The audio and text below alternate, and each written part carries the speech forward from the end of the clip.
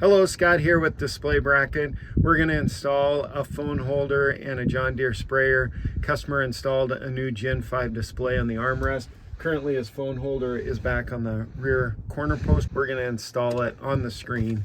First thing that you need to do is remove the 4 bolts off of the back of the screen. You'll get some spacers. You have to use the spacers. The spacers take up the dead area between the screen and the armrest. You'll get little tiny pieces of glue dots. Two of those will go on each spacer. The spacer will attach to the back of the armrest. Once you've got the spacers installed, you'll get new screws. You'll put the bracket in between the screen and the armrest. Now you can install the ball onto the bracket, and then whatever phone holder you choose to install. Once everything's in place, now your phone is attached to the armrest, moves with you in the cab. Super easy setup, super easy install. Reach out if you have any questions. Thanks.